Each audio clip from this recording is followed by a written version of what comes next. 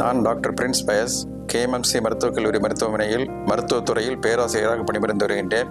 இன்றைய தினம் நாம் இந்த நாய்க்கடியினால் வரக்கூடிய ரேபிஸ் நோய் பற்றி தெரிந்து கொள்வோம்.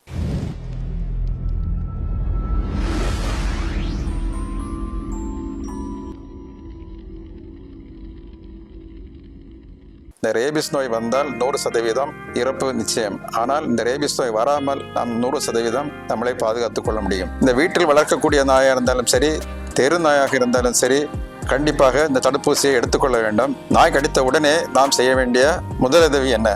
நாய் கடித்த உடனே அந்த பகுதியை நம்ம ரன்னிங் வாட்டர், அதாவது இந்த டேப் திறந்து அந்த வரக்கூடிய தண்ணியில் ஒரு 15 நிமிஷம் நல்லா சோப்பு வச்சு அது நல்லா கழுவணும். அந்த ஏரியாவை சோப்பு இல்லைன்னா ஐகோடின், டிஞ்சர் ஐகோடின் இதெல்லாம் இருக்கும், அதுக்கெல்லாம் வச்சு கூட நம்ம கழுவலாம். பீட்டாடின் சொல்யூஷன் இருக்கும், அதை வச்சு நம்ம கழுவலாம். ஆனால் இதில் என்னென்னா, கொஞ்சம் ஒரு தடவை கழுவிட்டு அப்படி விடக்கூடாது, தொடர்ந்து ஒரு 3-4 தடவை கழுவணும். அதாவது இந்த கைட்லைன் படி 15 நிமிஷம் நம்ம கழுவ சொல்கிறாங்க. அந்த கழுவுறதுனாலே நமக்கு அதில் அந்த ரேபிஸ் அந்த வைரஸ் இருந்ததுன்னா அது அந்த சோப்புனால இறந்து போக வாய்ப்பு இருக்குது. அது மாதிரி இந்த நாய் கடிச்சவங்க எல்லாருமே ஒரு டிடி இன்ஜெக்ஷன் கூட கண்டிப்பாக போடணும். அப்புறம் அந்த நாய் கடிச்சாச்சுன்னா இப்போதைக்கு நமக்கு தடுப்பு இன்ஜெக்ஷன் இருக்குது. அது இன்ட்ரா மஸ்குலர் அப்படின்னு சொல்லுவாங்க. அது நம்ம சாதா ஊசி போடுற மாதிரி போடுறது. இன்னொன்று இன்ட்ரா டெர்மல் இன்ஜெக்ஷன் அப்படின்னு ஒன்று இருக்குது. அது தோலில் போடக்கூடியது. இது 4 டோஸ் போடுவாங்க. அதாவது 0, 3, 7, 28. இன்ட்ரா மஸ்குலர் நம்ம சாதா நம்ம எல்லா இடத்துலையும் கிடைக்கக்கூடிய இந்த இன்ஜெக்ஷன் 5 டோஸ் போடணும். அது 0, 3, 7, 14 and 28. இந்த மாதிரி 5 டோஸ் போடணும். இது கண்டிப்பாக எல்லாருமே போடணும். இந்த நாய்க்கடியில் இந்த கேட்டகரி, அது இந்த கடிப்பட்ட இடத்தை வச்சு நம்ம அதை 3 கேட்டகரியாக பிரிக்கிறாங்க. அதாவது ஒன்று கேட்டகரி 1ன்றது நாய் அது நக்கிறது, இல்லைன்னா நாய் அதோட சலைவா நம்ம உடம்புல படுறது, நமக்கு அந்த ஸ்கின்ல புண்ணு எதுவும் இல்லை அப்படின்னா அது ஒன்றும் ப்ராப்ளம் இல்லை, அவங்களுக்கு தடுப்பு இன்ஜெக்ஷன் போட வேண்டியதில்லை. 2வது வகை நாய் காரால் பிராண்டுறதோ இல்லைன்னா கடிக்கிறதோ, அது இந்த லேசா பல் படுறதோ, அந்த ரத்தம் வராமல் லேசா உரைசல் மாதிரி இருக்கிறதோ கேட்டகரி 2.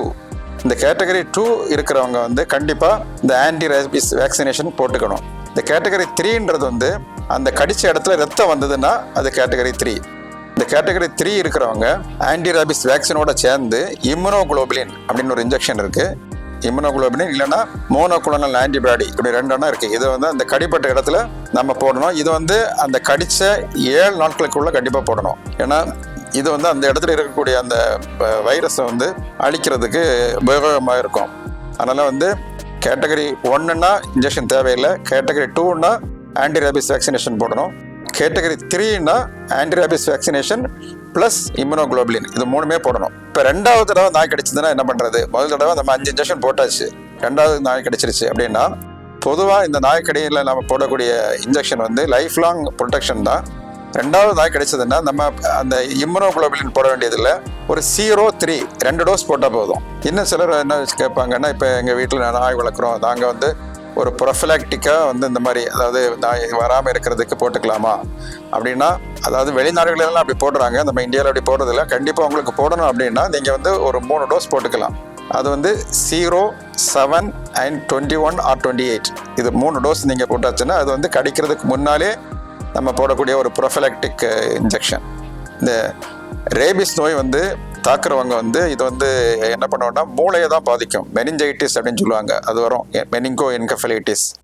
அதாவது முதல் நாள் நல்லா தான் இருப்பாங்க, அதுக்கு அடுத்த நாள் ஹெட்டேக் வரும். அவங்களுக்கு இந்த தண்ணியை பார்த்தா ஒரு பயம், தண்ணியை பார்த்தாலே குடிக்க முடியாது, தொண்டையில் ஸ்பேசம் ஆகிரும்.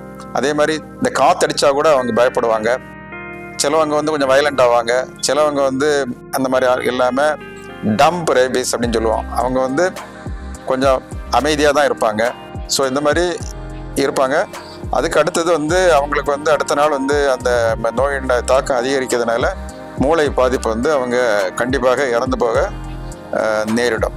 பொதுமக்கள் இந்த நாய்க்கடியை ரொம்ப சாதாரணமாக எடுத்துக்கொள்ளாமல் எல்லாரும் கண்டிப்பாக தடுப்பூசி போட வேண்டும் என்று கேட்டுக்கொள்கிறோம். இந்த தடுப்பூசி எங்களுடைய கேஎம்எம்சி மருத்துவமனையில் இருக்கின்றது. எல்லா நாட்களும் நீங்கள் இந்த வசதியை பயன்படுத்திக் கொள்ளலாம்.